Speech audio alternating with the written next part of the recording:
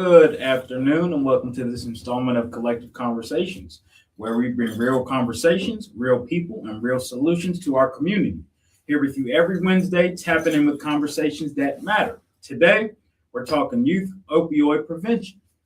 Passing on to Mr. Bird. Oh, thank you. Like I said before, this is an extension. One of our shows, TSK Pathways, is actually an extension of the Some Collective, where we talk about youth opioid prevention. Today we got Donakeh, we got Jacob, Mikey, and me to talk about that as well.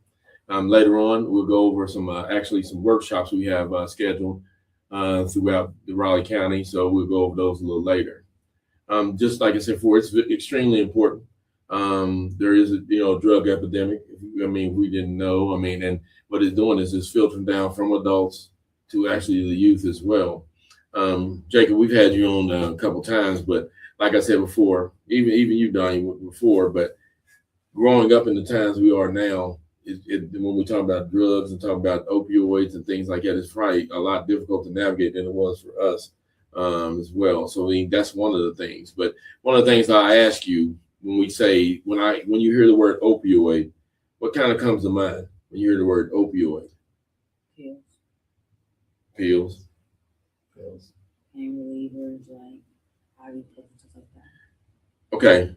When you say that though, oxycodone, hydrocodone, have you ever heard those words? Because those are the pills that we're talking about when it comes to opioids. Oxycodone. They're all in the exact same nature at the end of the day.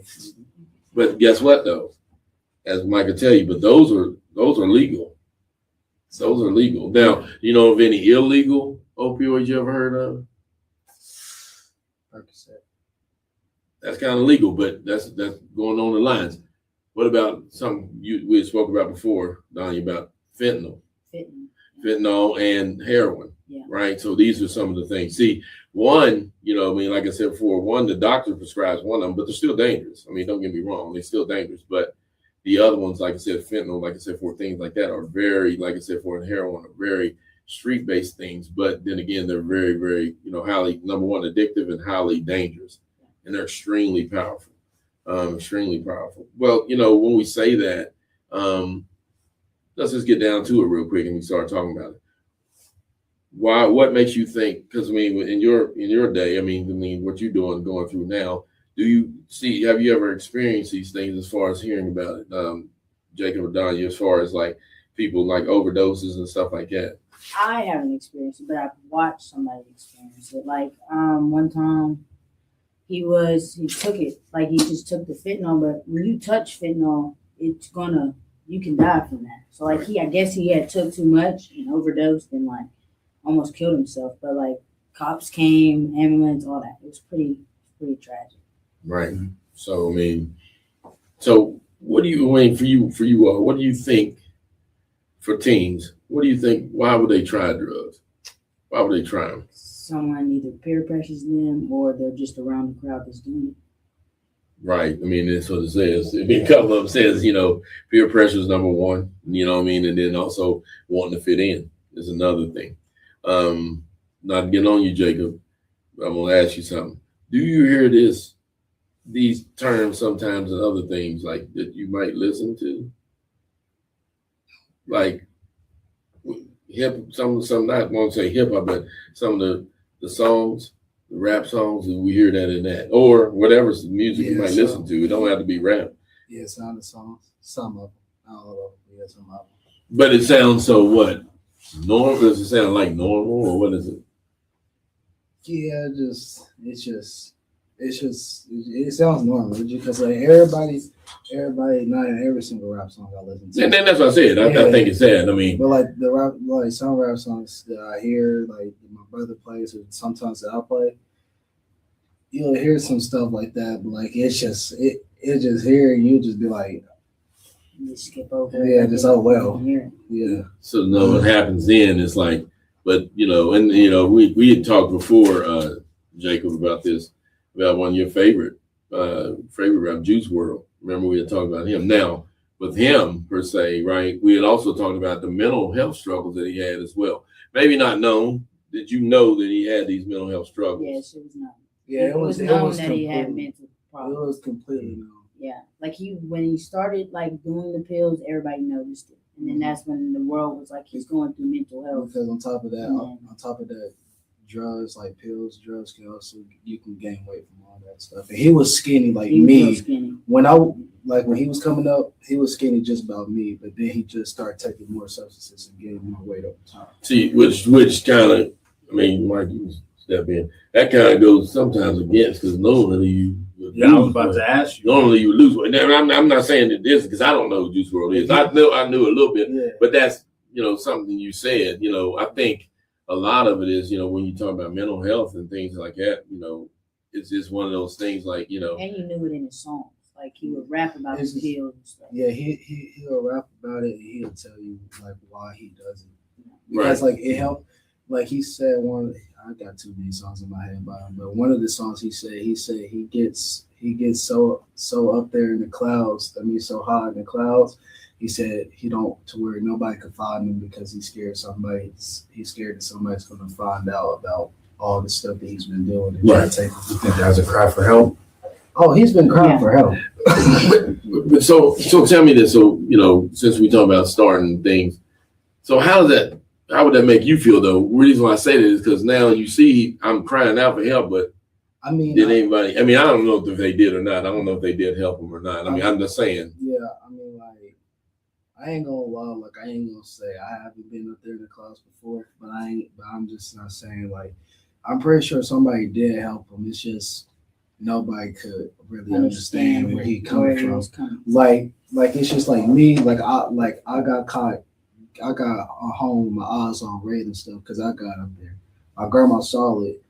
And when I tell my therapist, because he tells me like that, but I was like, you can give me medicine to try to stop, but like, I got to learn how to stop in my mind before, Right. You can give me Right, medicine and medication, but I got to learn how to stop in my head. But and that's something you said about a therapist, right? Yeah. One would say, hopefully he would have went to a therapist. I'm not saying it would have stopped him, but with definitely the process. Some of the things that he's going I through. think he did go to therapy when he was younger. See. He kind of let go of him. So tell me this. So we talked about the beginning kind of with him, and then we talked about the middle part of him, but the end. The ending, and not so much to talk about it, but think about it. I mean, but now, did these things work? It's not even that, because we know what happened. Don't get me wrong, but it's like, stepping in, and how does that, to me, that ending part, that doesn't mean that everyone would be like that. I mean, and we'll go that route, but too little, sometimes too late. And I don't know, because as I said, I'm not speaking on. I just said his name, but I'm not speaking because I don't know really all the ins and outs about it. I just heard a lot when you were telling me about him. But apparently at that time when we were, going places, it affected you in a way. I mean, right? And another thing is, it's just like back then, like when he was like coming up, like with XSS, Tashion, and all them other people, like there was more. It was like there's like kind of like less drugs than what there was back then, because there's only like certain drugs just like that y'all call like very dangerous. Back then when he was coming up, every drug was just. Well, see, I think and this is a story for another, but a lot. All drugs could lead to I mean, not only drugs, alcohol. I mean, just different type of addictions can lead to that. It don't even have to be an actual substance thing, at first. You know what I mean? But in order to deal with certain things, like you said, about clouds and things like that, these are some things that we were speaking about. That's why I said that. That's just my way how to say that. Well, I know that, but that's what I'm saying. But but I get it. I mean, but I get that. I mean, but that's one of the things when we speak about like addiction. Speaking about just a getaway, right? There's other ways to get away. That's not you don't have to. When you talk about going to clouds, do you know that? I know this is gonna sound crazy to you. Would you all work out? You worked out before? Did you? Okay, before you worked out, did you want to work out? I mean, that day, just think about one day. But then, how did you feel afterward? Great. So what that's called is like a natural high. I mean, you get endorphins. Anybody they spread out. So you get what's called a natural high. So those are the things you see. So that is could be a remedy. When you talk about cloud, I'm saying taking a walk. But that sounds crazy if I tell you to take a walk, right? Just take a walk. But it does help you. Taking deep breaths. It does help you. There's different things like that. I'm not saying only for things, but getting them out there. You said therapists. I've talked to a lot of therapists, things like that. Just getting it out in the open is a big thing. And this is bigger than, like I said, bigger than that. I did talk to my therapist about it, and he still talks to me about it just to see about it. But the thing is, he said, like, you could tell me anything, but he can't stop me really from doing it because it's only on me from doing it. Right, of course. So I can basically walk up to him, or I can walk up to anybody up in here. Y'all ask me, am I still smoking like that? Am I still smoking marijuana? And I can lie to you at the end of the day, but like, it's just on me if I really want to stop. Right. So another question that I have for y'all. Earlier you kind of mentioned like places that we might hear these things talked about is in like music that is played, even music that a family member is played and things like that. So how much do y'all think like family, friends, individuals that are directly around these individuals that may be using these things, how much does that play a factor? Oh man, a lot. I would say I've seen like a lot of like people, family do it, and then they like, I guess, read off of them and like, so they're doing it, why don't I do it? So I feel like a lot of people get it like just from being around it. Like basically, I feel like more people watch older people do it, and then it's like the younger just like, it's cool. I want to do it. Like basically, it's cool, but like what people don't understand is with drugs, you can go over your limit, and that could be your last time doing it. Like you could take so much, and that you could do it one time, and it'd be your last time doing it. But I feel like people think you can cope with that way, and it's just not what you could do to cope with it. So I feel like people just get it from family members and other stuff, and they read from other people just to see like they're doing it. Why can't I do it? Just like speaking of like family, I do have a family member that does do it currently, and she lives across the street. But the thing is, here's the thing. When you say that, here's the thing. Tell me about when you say family member, right? Yeah. Have we reached out to the family member to see if we can get some help? Well, many of us tried to. She just never took it. Okay. She never took any help. Okay. Yeah. Go ahead. I was just like, it's just like, it catches up because, a lot of my family members still actively do it. A lot of them just like, they just do it on their own. So like on their own time. Now, when you say that, are you talking about, we're even though we're focused on opioids, you're just talking about other drug use? Oh, I'm talking about like any drug use. Okay. At this point, like pills or anything. Right. I understand. Yeah. It's just like I was very young and I caught on to it at a young age, and it's just like I never wanted to try to smoke ever. But when I hit like the 8th grade, that's when like the nicotine and everything was starting to roll in my life, because a lot of kids that I knew, they had it. And I just never tried to push away from that group, and they kind of got me into all that stuff. So then I just started going in on it, and I regret it. I regret it because it's like it's harming me, and it's kind of like I don't want to destroy the family. And the reason why you say that is because I go back to and I wasn't gonna stop you from talking, but I go back to myself, like and there's something you said. It's like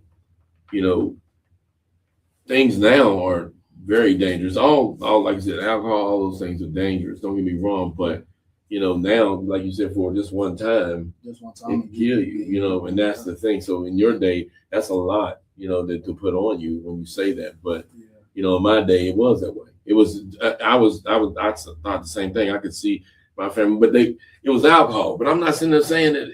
I'm gonna tell you, it was alcohol then. But I'm not saying it wasn't damaging. But everybody, I mean, not my parents did, but everybody did it. I mean, like I said, everybody was drinking and stuff like that. But and it was normal, right? Mm-hmm. But then again, now the thing about what you understand is the risk is immediate. Yeah. Immediate. When we talk about opioids, it's immediate, right? Like when you say fentanyl, it's immediate. It's not something when you and when you say the cops pulled up, when you talk about the story, they have the Naloxone. They have something to definitely help you. and the Narcan. That's what it's called. Sometimes I've watched a person get Narcan 4 or 5 Right. times. So that's what I'm saying. So it's things out here now, which I mean, we'll look up, but there's some things out here now that you need 3, 4 of them to get it. You know what I mean? Alcohol wasn't like it. I'm not saying it was great because like I said, the after effects of alcohol, you saw it later in life, And there's not more, so much then. But that's what I said when you. and there's more drinks than just alcohol now. Like there's like lean. Well, that's what I said. Oh, But that's what I said when you say that, which is another opioid as well. I mean, it's another opioid as well with codeine.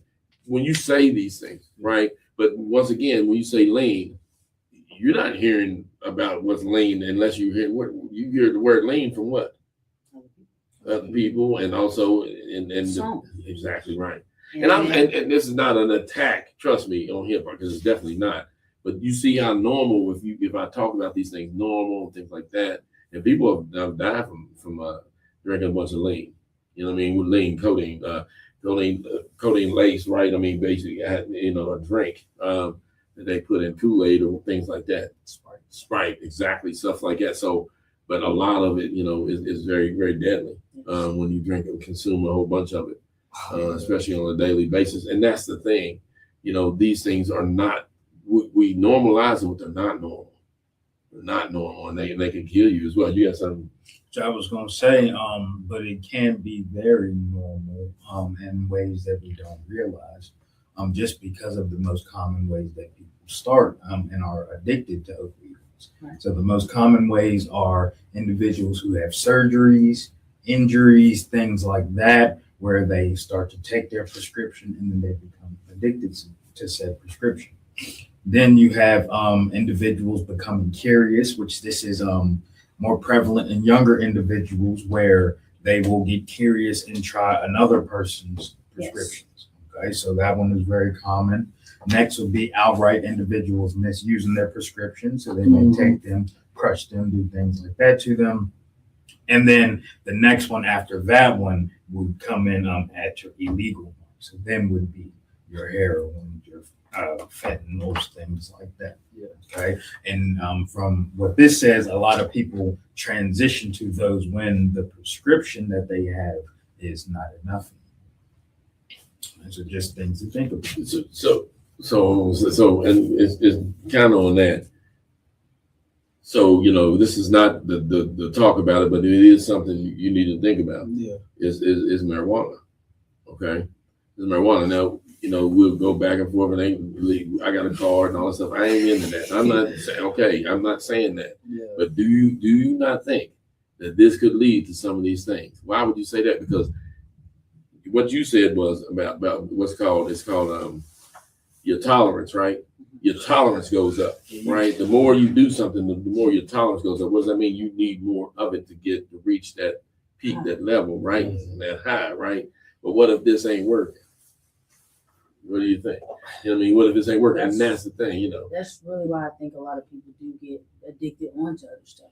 Because they feel like when the one drug not working, they just gonna go to something else. That's I only going to alcohol, but I'm just gonna tell you, that was the thing. There was beer, wine, there was alcohol, like liquor, right? But the slogan for liquor is quicker. But see, and we laugh, but that's the thing. When you think, well, so now this ain't working, and I'm ready, but now we have problems as far as emotionally or whatever. And I want to get, like you said, clouds that quickly. Those things, and that's a lot you got to watch on. So we might not even know about the pill part because you've been injured before, right? So, and I don't even know if you've had any. Well, other than my wisdom teeth. Right. Okay. And that was a day. 2 or 3 days. Right. You had a surgery before that had right. Did you get any pill with it or not? That's what I'm saying. A lot of people don't even. Really, it can require that. I'm not saying it doesn't, but it's just a short-term thing. I haven't. Well, that's what I said. See, because that ain't but see what I'm saying though. But that ain't you. That ain't that ain't what it is. You know what I'm saying? But for some people, that's what it is. And that's the thing you'll start to see, especially people with a lot of injuries and things like that as well. It's like because it masks the pain. Yeah. A lot of time it masks the pain, and that's something we talk about it all the time, and we try to see, but it's a lot of things that we talk about, that kind of, I don't want to say escapes us, but then again, we come over it like it's not, important, or or we think it's oh, that's nothing, But a lot of people have, become addicted due to injuries and things like that, like you said. But the going all the way down, down to the bottom of the curiosity is another Yeah, I was thing. trying to say, because like some people don't even have to get injured just to be Curiosity, yeah, the curiosity, but but that's the thing, a lot of pills are prescribed, and if you're not, then here we go. These are the things, and it's still probably not cool per se to take pills. You know what I'm saying? So, and the reason why I said it, because you perked up when you said, but that's the thing. But but people do it other ways now. It could be smoked. It could be injected. It could be. It's a lot of different ways. I know. Those are just things in your drink, right? And so it's real. So what makes this real is addiction happens fast. It's not always it's not. Trust me. But when we talk about pills that you can't get from the doctor, then you possibly may get them off of the street. And the thing about it is now they're laced. Now they may look like they might look like the actual little thing. Exactly, but they loaded with fentanyl. They loaded with fentanyl. Or so there's the overdose risk when it comes to that as well. And that is, and that's the thing, And do you also cut down your lifeline? The question I ask you all: do you think people plan to get addicted? No, I do. but I do feel like people have a choice. Do they want to take it or not? I feel like people have the choice to do that. Yeah. Yeah. Do I feel? For some people, I feel bad for them, but then some people, it's like you had the resources to get help, and now I see you back doing the same stuff you did before. So it's like you don't want that help. That's how I take it. When addiction happens, it's hard to get off of. Your decision making is kind of jaded. Like you can't, it is. It is. A lot of times. I know people laugh or whatever when we had watched New Jack City a long time ago. Something about that. They were talking about cocaine, but still, when you talk about, it's calling me. It's in his mind. He thinking, he can't get around it. He can't get away from it. And a lot of it, that's how a lot of times it is. It's a great, big perspective on it, because we can't really understand it a lot of times simply because it's not something that we go through, something that we've interacted with, like directly, if you will, where we used to do medical transport and things. We used to take people to the methadone clinic a lot, where they were trying to get off certain drugs, and they would tell certain stories and say it in a certain way where it would change perspective for me. Somewhere they would outright let me know at times where some individuals would go there just because it was something else that they could have. Some individuals would go there because they didn't want to have that sickness. And some individuals would go back to said drug because they couldn't withstand the sickness that would come with trying to get off. So if you felt like you were going to die from not taking something because of the actions that you took, would you not take it, or would you take it? In certain instances, that's the thought process that these individuals have in that moment because of the mental and physical feelings that they have. It kind of puts a change in thought process in a way to me. And you gotta understand that. Then you gotta understand, every time I get it, but every time I get in that car, they're trying to get better. But you gotta, also have like a plan as well. When you talk about addiction, you have to have some type of plan. Because if you don't, it's just you just going about it, in a way where you kind of sustaining it, but then kind of stabilizing it, but it's not really, not really cracking it or putting a dent in, actually trying to stop, because we don't really have, we're trying to get to day by day.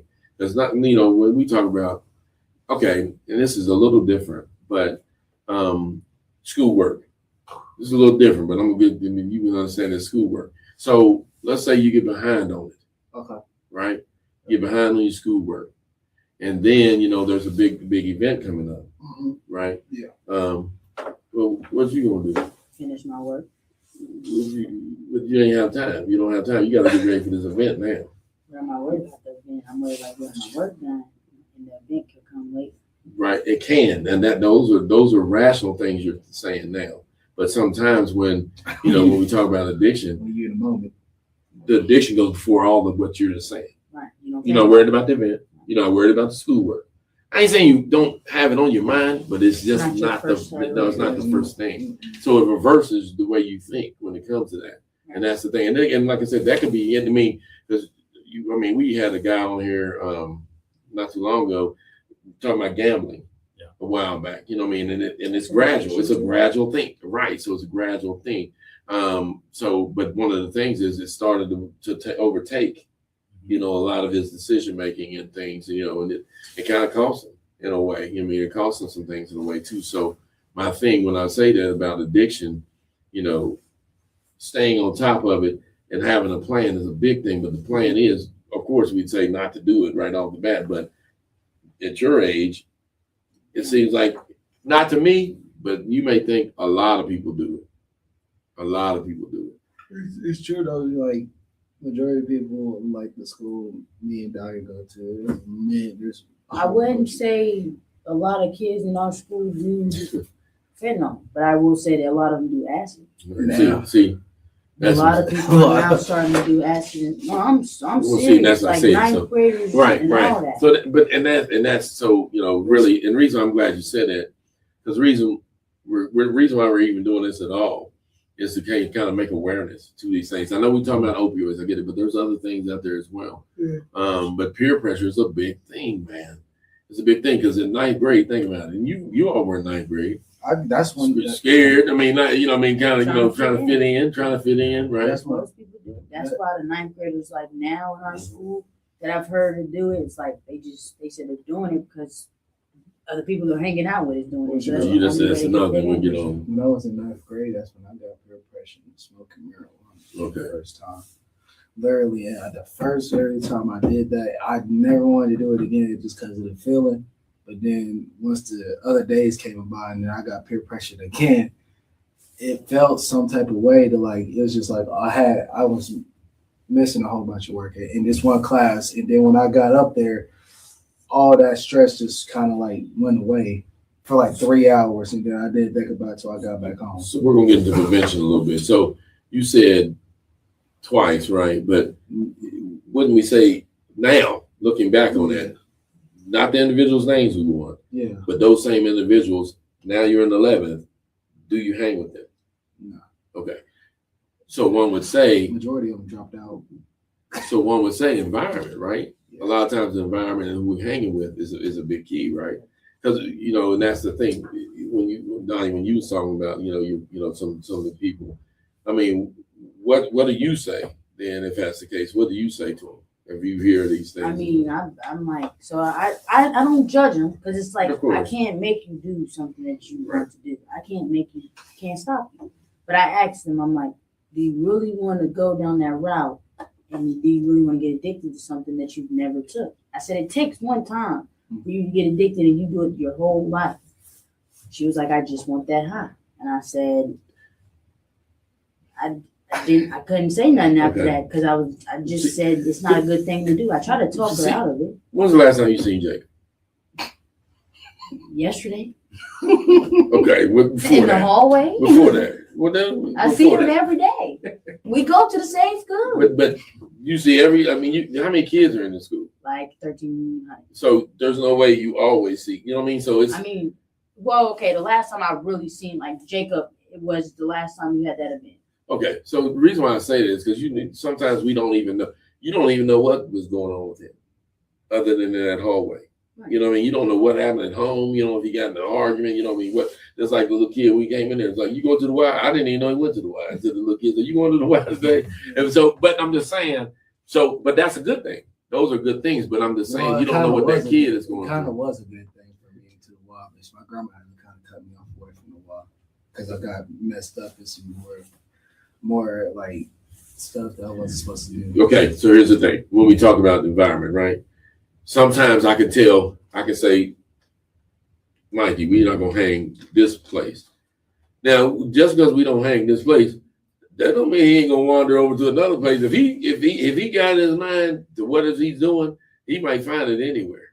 And I'm not saying it is good to not be in that environment. I'm not telling you that, but it's up to this individual here. If it's the case, you have to walk away. You got legs, you got things, just like you talk about at the Y. Not trying to, get on you, but I'm just saying, if you're getting into the same things or whatever it may be, I'm just saying, maybe we need to re-examine, right, the way we go about things. Yeah, because I gotta go back to therapy. Once a week, that's fine. Just because of what's going on. That's sometimes, and that's sometimes because it's out of here. I'm not gonna sit there and tell you it's not out here because when we go back to the medical transport, it's out there. I mean, even Mine will be down the block. it's out there. You know what I mean? It is. I mean, and that's the thing. It's kind of scary though. It is. It's for, in my opinion, it's kind of scary. I wouldn't say for me it's completely scary, but not being funny. This is why this is important to sit down and have a conversation, not with us because we could talk all day, right? But with you all, because you all out here, just like we are too. Don't get me wrong. I'm just saying. I mean, we all out here as Our well. perspective and like from our ages is different from what y'all went through. Of course it is, and that's the thing. And that's the Because thing. a lot of kids are doing it. Right. So, and that's the thing, So, and I kind of hate it for the little ninth graders. It's like just not coming up to start from. I kind of hate it because I talk to people. How she talk to people? I talk to other boys in the bathroom, like ninth graders and maybe 10th graders. They be like, "Yeah, we still doing this." I helped one of them actually think about stop quitting, and from that, like it was like a month and a half ago. After I was done talking to him, I said, "Hey, listen," I said, "You just might need counseling or something like that." And keep in mind, I was in the class that day, Right. but he came back and I asked him. I said, just like as a little joke for him, I said, "You got that little that vape on you today?" He told me no. He said he stopped already. He said he went to counseling. He said he talked to his mama. His mama found out. He took his thing. He said he just stopped. And then he thanked me for helping him try to get some advice. And I think sitting here, that's the key. A lot of the key is to equip. Now, not to so much be counselors per se, but to know what to say to someone if this is going. Because what's happening is the things you all are talking about. Probably, not too many people in the school, and it's not only your school; it's all schools don't even know about it. Don't even know what's going on. You all are, right there with them all the time, and this, so it's like really just having, definitely something, definitely that you could, say to them. Like, not saying what you're saying is wrong, but you could say to them that they can help with these things. It's like I said before, it's not that we won't try. It's not that, okay? It's not that. It's just the fact that, like I said, for whatever reason, this is kind of you all too, and it's kind of us too. We build what's called a wall, like a barrier, right? To where we can't come to you, right? Or you can't come to us. Number one, you possibly because of the ridicule you might get, and us because we don't want to hear it. We want to tell you what to do or tell you how you should be handling this and stuff like that. But really, it's a group effort. It's not just just a one thing. I know we're older or whatever, but still, we got some learning to do too. And like I said, my grandma told me, she said, I have she don't want me to do it, right? But she hasn't talked to me she hasn't talked to me about that situation ever since that day. And I was I told my counselor, and I was just like, you can try to do anything you want to try to get me to stop. I was just like, but mentally, I have to be the one that knows how to let go of it. It's just mentally for anything. I think that goes for for a lot of people in this world, even if it's not a drug addiction, even if it's just like an addiction that you have, like playing the video, like playing like 2K all day or playing like the video game. That's a heavy addiction people got, or live streaming. You want to try to get away from that. It's up to you to try to decide. It's not for somebody else because saving yourself for yourself is a job. Somebody's got to do it, and that somebody is you. So you know what I'm saying? It's just like that's just me mentally talking right now. It's just like that's what I always say. You got to be the one to take control of your life because nobody else is. Yeah, I mean you're right. I mean, we can talk about that. Just being real is a way too. I mean, like you said before about I'm not judging you. And those are things that it is. Now you know that, like I said, when you go to a therapist, you wouldn't figure they'd be judging you, right? No. That's so. But on the fly, and you're in the school and things like that, I don't think you all understand the influence that you may have on someone else. Just by the fact of sometimes the things you do in school, sometimes actually by modeling things, like how you react to certain things either as well. So those are things that really can go a long way. But definitely speaking to them is a big thing. You know what I mean? But if they're saying things about mental, I want to get high, get away. Sometimes then is the time to kind of enter that mental health thing in. I mean, you don't have to you can say yourself or whatever it may be, things like that as well. But I mean, a lot of times, that relationship you have is huge. I mean, because they're gonna listen. If they trust you, they're gonna listen to you way better than they would me. You know what I mean? And that's the thing, And I got my little brother's friend, like one of his friends. I'm like close with because I'm close with all my little brother's friends because I just got to know who he hanging around right. with. But he never tried. He never tried anything. My advice that I always tell him is just like, don't ever do it. I was just like, even one day, if you still hanging around with me and I'm out of school and one day you around in my house or something like that, I was just like, if you see me in that type of way, like where my eyes are red or something like that, or my eyes are too dilated to where you think it's abnormal. Right. And I try to tell you, hey, bro, hit this little thing. I always tell him, I said, don't ever listen to me. Don't ever try to gravitate to what I'm offering. Because what I'm offering you, it's not going to help you. It's going to make it feel like it's an illusion, basically. It's making you feel like it's helping, but when it goes away, or when that high sensation goes away, it comes your anxiety, your depression, your anger, all that stuff comes back. It's just an illusion. It's not actually helping. The thing is, nothing's going to help you besides what I always say, yourself. And I, somebody would ask me, I made mistakes, when I was young, and I get that, but me, Donnie posed this to me before, like I said, but you used to do it. See, well, here's the thing about that. Here's the thing about that. But that, number one, I'm not defending it. Yeah. I did do it, but that just because I did something don't mean you need to go do it either. I mean, really, because like I said, you all said the stakes are a little bit higher now. Let's get it right. The stakes was higher then when I was doing it, but it's definitely higher now. Right, yes. So there's no need saying, oh yeah, you're right about it. No, you're not. But how we're going to handle it is I made this mistake. I don't want you to make it. I mean, that's basically how it, but that's what your kids do. I mean, they do it. We didn't. Well, y'all got a chance to talk like that. We didn't get. We said in our head. We didn't get the chance. We didn't get the chance to kind of talk back to our parents like that. It wasn't. It was what it was. And that's it. But I mean, now that you said that, like when I said what I said, I mean, now that I think where I got older, I really seen what you were talking about. Like what you were doing it does kill you. I mean, you seen what happened? No, So I see it.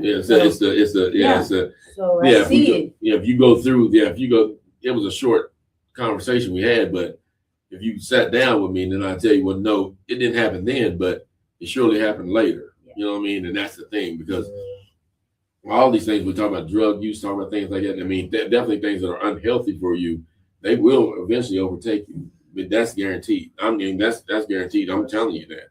I mean, it is. I mean, and that's one of the things that, but we always would say, what would we do differently, right? If we go back, a lot of things, I would do this differently. But now that I'm the age I am, maybe I can't do it, but I can definitely tell others, or and definitely have, and then not tell you. Just like when we sat down here today, I told you just to speak. I didn't tell y'all what to say.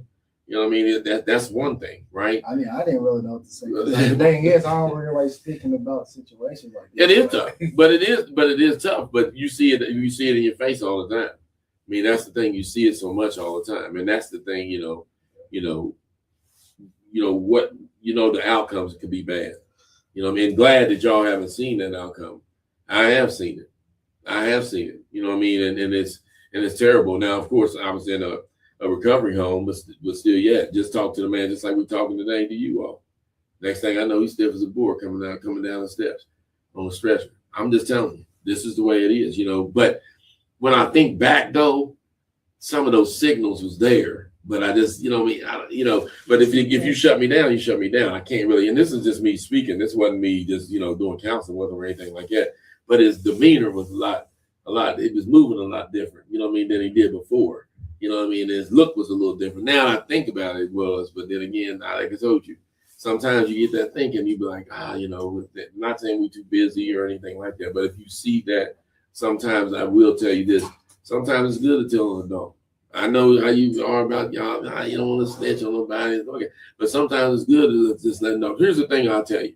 If you lived on the other side of the door, right, and I never went in your house, but I always saw you and you was always a little upset.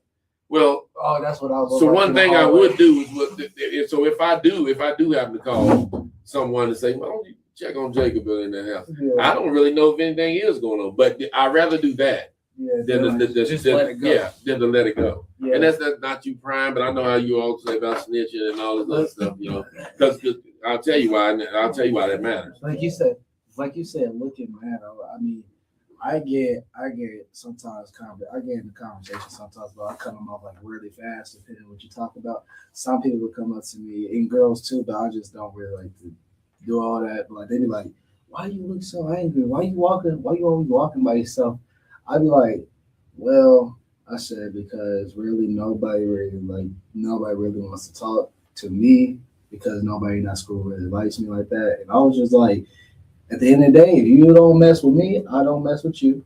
And I like to walk by myself because I like to be lonely here and there a lot of times. More now, I stay at home a lot because I'm scared if I go outside and I have a problem with somebody and I see a girl that I might have messed with in the past, because every single situation I'm in, it always comes up with a girl. If a girl sees me and she be like, "Oh, there he is," then I have to grab my little thing and go to work on him. But like but I think, and I'm glad you mentioned that. I'm glad you said it. There are other factors.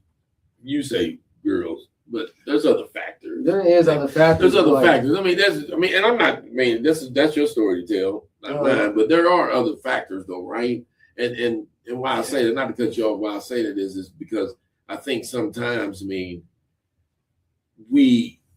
you said yourself at first anyway, so we don't have to say that. You already said me, and that's good. A lot of people can't say that, and that's the thing. But for you to sit there and grill them, not saying we are, but sit there and grill them and get them to say that they may not, but definitely offer them to get some help is a big thing.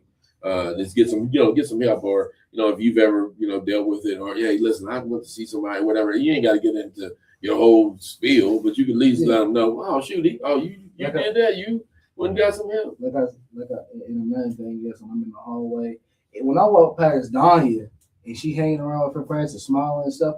Listen, although I'm walking alone, I look upset. I'm happy that at least she ain't going through what I like to call the lonely stage. It's just like where you don't want to be bothered, right? Where you like to walk alone. She always hangs around with her friends, and I see her, and I might smile at her if she sees me. I might smile at one of her friends if they see me. But other than that, I'm just happy that you got a lot of people around you to where they can keep you happy. A lot of people I keep around, they just real. The lot of people I hang around with, they like white kids, but they keep it real. They keep it 100. Any situation I talk about, any situation they come to me about. That's how I learn how to keep conversations real. That's how I learned it. I say that's a good group of people to be around, individuals that will keep it real. Yeah, we hardly joke about anything. Which I'm not saying that. It's good. I mean, you can it's actually smiling brings down your cortisol levels and things like that. So smiling, joking, things like that are good. Yeah. I'm just saying individuals around you who are willing to say things how it is. An individual who's willing to not beat around the bush, if you will, and tell you if you're wrong. Just don't sugarcoat nothing. If I'm in if I'm in a situation with you and it's serious, I don't want you to sugarcoat it. If you're about my age, around like Donnie's age, if you talking to me, don't sugarcoat nothing, bro. Because at the end of the day, it's not gonna end well. Because I'm gonna be like, well, you said this, and then I went over here and talked to this guy. He said something different. But tell me, so get back on the subject. Tell me this. So when we talk about there are things you can do as far as if it was approached to you, like like these opioids or these drugs approach you, it's called an out. You know what I mean? You can use what's called Out yourself. Well, out means you thinking either to yourself or let's leave, it ain't worth it, things like that as well.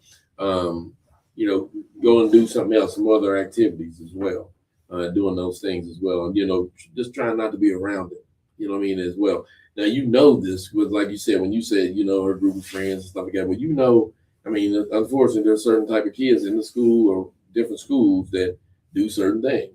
You know what I mean? So that. So now, guess what? On a Friday night, you end up hanging with them. So are you gonna be surprised? I mean, but you better be ready because if you know this is what they do, you know what it is. You know what I'm saying? So definitely not putting yourself. I never expect to get invited to any party because it's just like nobody mess with me. Nobody really mess with me. So real quick before we leave, when you say it, real quick before you leave, I like you said that party. Do we still? I mean, not me, of course. But do we still have parties? I mean, get-togethers. I wouldn't even Get call them together. parties. Yeah. I wouldn't even call them parties, but like, I don't. I don't go to. Whenever I actually go to. I just don't. I don't hear about it anyway. Yeah. Not from you, but I just don't hear people saying, there was this party. I like birthday parties. Yeah. Don't get me wrong, but Yeah. not like party, but like kind of. I just don't hear it as much. I mean, maybe my ear ain't on the street like that either. There's more either. parties in like Bluefield, Huntington, Morgantown, But up there, not in Beck. Okay. Not But what in goes? But I ain't saying what goes on. They ain't saying that, but what go down. I'm telling you this: if you ever get to it, if somebody invites you to a get together and they have a poster sign, it should never be up there. It says "Leave the beef at home." You just better stay at home because at the end of the day, you go there, it's gonna be beef there. I get it. So, I mean, kind of wrapping up a little bit. The approaches that you take, like if you was to, come up on someone, or what we would take, to me is just, kind of be real with you, like you all said you would do as well. Yeah. That's one of the things as well, you know what I mean? And also, there's a seriousness to it as well. Mm-hmm. You know what I mean? If you're saying I'm worried about you, different things like that, this isn't, I don't think it's for you. Yeah. You might need some help, things like that as well. You gotta be willing to sometimes step up and say these things because you just never know. You're gonna be around it sometimes more than that. And I'm telling you, you don't want it to be. And I'll tell you real quick, you don't want it to be that time. Remember, I told you, I worked down, at one of the recovery homes, and I guess they knew some guys was doing it. You know what I mean? They knew it, and they didn't tell. They didn't tell anybody. And one of them ended up ODing actually at the place. This is another situation, but ain't that what kind of happened to Michael Jackson? I don't think so. I don't think so. But they were really kind of conflicted about it because they knew, but now they shook up. He gone. You know what I'm saying? He gone. He actually didn't pass away there. It was weeks later, and it wasn't from that overdose. But still, the overdose happened there, and they were very upset about it because nobody really said anything. And and that's the thing. I mean, but you don't want that to happen. You know what I mean? You just don't want that to happen. But a lot of people, and that's the thing. It's another story for another day. But a lot of people hang on to that street that street code, but they won't hang on to helping another brother street code. You know what I mean? Like you rather. Oh, I ain't gonna say nothing. I ain't snitching or nothing like that. But there's a life on the line. There's somebody that say that.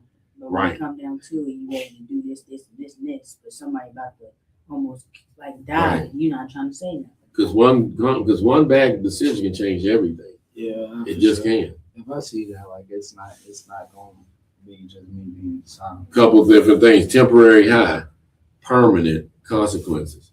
Think about it. I watched this show called Intervention. It's a drug show. Right. It's a lot of episodes, but there's one specific episode I watched, and he didn't even get addicted. Like, he came out addicted because his parents were on type of drug that went through the baby. So when he ended up getting older, he was so addicted to it to where the point he could not stop. And it took one time. Yeah. And he overdosed. Right. He was homeless. Right. And he went to the rehab center and he cleaned up. And he came out, got him a job, got his kids back, and he was sober for almost 2 years. See, one thing though, a person can be born addicted, Yeah. but the actual addiction comes when they start to use That's it. what it was. Yeah, if you understand what I'm saying. That's So what you could be they- addicted, but that doesn't make you, which I don't call it. I don't call it. Try it. Yeah, So yeah. he just had the taste for it, so he took it and he got addicted. He was on it for like 3 years. Got his kids. That is took suffering. it. So another word is like, in other words, somebody used would be an addict, but there's other ones would say, a person that, is diagnosed with a substance abuse issue or disorder, right? I mean, so it's just changing the stigma a lot about that as well. This is a lot of what we, get into. We came, I'm glad you all came in on, because we got you in here just to kind of see what the state of mind was as far as from adults to youth, right? To youth, adults, sorry, wrong word. But those are some of the things, that we trying to get into as well. Speaking to you all today, making you better equipped as well. Yeah. Bringing you in, right, with the youth drug, and which we have, set up for that to happen anyway for the next stage is to, bring, some peer in as well, because it needs to be. Because like I said before, you can kind of relate to it, right? You in the trenches with it, right, as well. But make sure that you can, just. And I'm not saying you're going to just give them the right information in order to pass them on to someone that can help. I'm not saying you can't, but I'm just saying that there's a lot on it if you didn't. Just like I said, I wish. Going back, kind of wrapping up, going back to, when you talk about Juice WRLD. We don't know. I don't know the whole story, but I wish somebody would have reached out. And maybe they did. Maybe they did. I don't know. But that's the thing about it. At the end of the day, when we talk about money and talking about things like that, sometimes what I mean by that is, though, if I'm making a lot of money, right, it's hard for some people, for me to receive information from people that don't really have the money I got. How you? But I know money don't solve it, and it don't. But I'm just saying, the money doesn't mean it won't. But it's like I said, the thinking is, oh shoot, I got, and I'm not saying he is, because like I said, I don't know. Maybe we'll get into that. Maybe we'll get into that, Jacob. I know. Maybe we'll get into that a little bit, and on another date, later date, getting into the fact of, not so much his life, but just definitely that situation and how we can handle it a little bit differently. Because that's what we're talking about. Mental health, right? Yeah. A lot of different things like that, that kids, are going through, that, aren't able to get the help. Because like I said before, like the help they think is just running to that opioid, going around to that drug, that it's going to really end up hurting them. But with opioids, the reason why this is such a big thing, it's so immediate. It's so immediate, and so it can kill you just like that. Which is one more thing about Juice WRLD, one of his songs, he would say he don't want to feel rich anymore, because at the end of the day, the reason he said that in his interview, because he mentioned Rich and Blonde, the song on that lyric, he was just like, the reason he don't want to feel rich, you have a lot of money, that means like a lot of people be asking you, oh wait, you can get this drug, That's the reason why you don't solve it. Because you have a lot of money, right? And once you get all that money, you can afford anything you want to. Anything. That's a big thing. That's the reason NBA YoungBoy, He's the bad one. he had a music video. You see white stuff around him, a little bit of white stuff around his mouth. He never meant money is a bad thing, but be honest with you, it really is. Money can be a good thing because you can support your family, of course, your wife, your actual house. You just said it. Yeah, but like, it's what you do with it. It's what you do with it, right? It doesn't support your mental. It's a big thing, yeah. And like I said before, you got anything? Not much. I was just taking it all in. Yeah, and a little statistic for West Virginia, though, if you will, which is why this program is good on the prevention side. The number one cause of death for individuals under the age of 45 in West Virginia is overdose. Wow. I knew that. That's rough. That's rough. That's rough. It really is. What you said, 45%? That's it. Under the age of 45. Right. That's the number one cause of death. Right. So and like I said, like I said, Donnie, Jacob, Mikey, me, I'm glad we sat down and kind of talked about this. It's just like I said, the start of it. TSK Pathways is what we, kind of deal with opioid prevention. We have a couple more. We're going to have actually March the 28th. We're going to have one at the Leicester City Hall. And we'll have it'll be on the website as well. I think it's 11 to 2. I'll make sure we get that, definitely get the time out there right. Yes, 11 to 2 on the 28th. It's Leicester City Hall. We'll be, everybody's welcome. It's not affiliated with Raleigh County Schools, but we'll, definitely get the word out to those in the area. If you don't live in the Leicester area, you can still come as well. You don't have to only live there. We just want to kind of spread it out around the county. Also, April the 26th, we'll be at Mount Hope Community Center from 2 to 5. So we're really excited about moving, closer, over toward Fayette County. I mean, some of Fayette County, some of it ain't, just different things, but the lives we, kind of can impact is a big thing. Like I said before, we're going to continue to do this.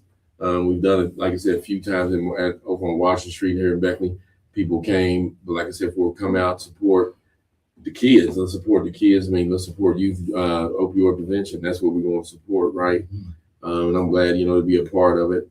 We also have a shoe drive coming up. A shoe drive now, and then it's going to have to give away the shoes on April 11th. And it'll be here at 345 Prince Street as well. We're taking all donations, like I said, for lightly worn new shoes. I think that's one of the things is if they've been there so long, I mean, are you really going to wear them? In your mind, you might think you are, but you can probably get rid of them. And they got one fit for them. Yeah, Come on, they can go to get used. So April 11th again, we're taking them. Call 304-894-6867. You want to drop any off? It's up here at 345 Prince Street, Suite B. We'll come out and get them. Like I said before, we also have a Easter egg hunt April the 4th.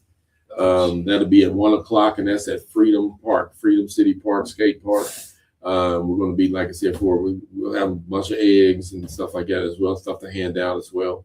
So check the website, thesummitcollective.org. Check our Facebook page, and we'll be on there as well. The pamphlets and the flyers will be on there as well. And we appreciate you all for watching, and thank you again for kind of joining us in Collective Conversations. TSK Pathways, what we talked about today. Thank you.